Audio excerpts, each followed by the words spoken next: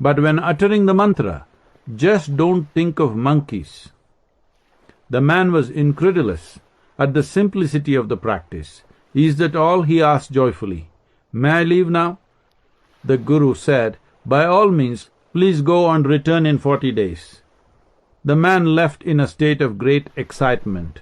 The fool of a Guru revealed all his secrets to me without even charging a fee.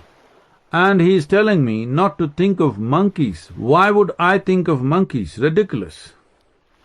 He came down the mountainside and reached the banks of river Ganga. He took a dip in the holy river, sat down to begin his practice. But no sooner he uttered the word asatoma and monkeys.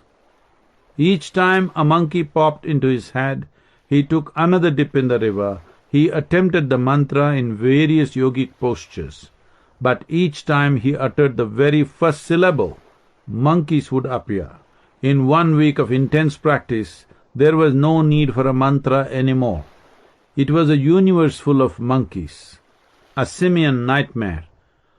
Harassed by these countless monkeys, unable to do a thing, the man went all the way back to the Guru and said, "I don't want your damn supernatural powers.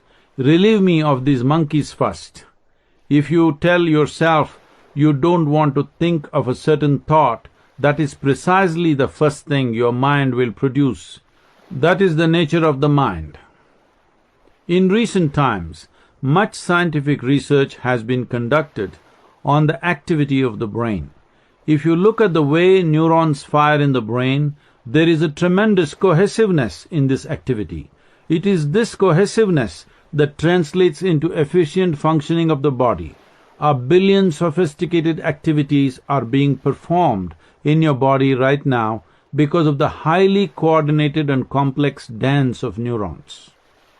But the mind, in most people's experience, has unfortunately become a circus. A circus is actually a very coordinated activity, deliberately made to look like a mess. Even the clown in the circus is a gymnast.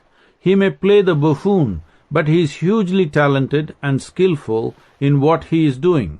The metaphor of the clown sums up the experience of most people when it comes to their mental activity. How did the mind, that amazing gymnast, become a clown?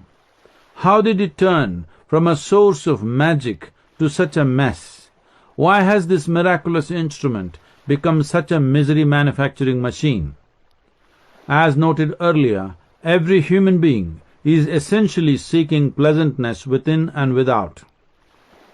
When it comes to the outside, there are 1,000,000 ingredients, and nobody has complete mastery over them. When it comes to the inner situation, however, there is only one ingredient, you. You can be the sole architect and creator of your inner life, but you don't know how. That is the rub. If you were in charge, for sure you would not manufacture misery for yourself. A fundamental freedom you have is to think whatever you want. What then stops you from thinking pleasant thoughts? The problem is just this: the fact that your mind is not taking instructions from you. Imagine a Paleolithic caveman punching a computer keyboard. What's going to come up on the screen will look like a series of obscenities. The system of yoga is a technology to create a distinction between you and your mind. There is a space between you and what you have gathered in terms of body and mind. Becoming conscious of this space is your first and only step to freedom. It is the accumulated psychological and physiological content that causes the cyclical pattern in your life and even beyond. If you can be constantly conscious of this space between you and the body-mind, you have opened up a dimension of limitless possibility. There are only two forms of suffering in this world: physical and mental. Once this distance becomes a constant factor in your experience, you have reached the end of suffering. With the elimination of the fear of suffering, you can walk life full stride, unafraid to explore all that life has to offer.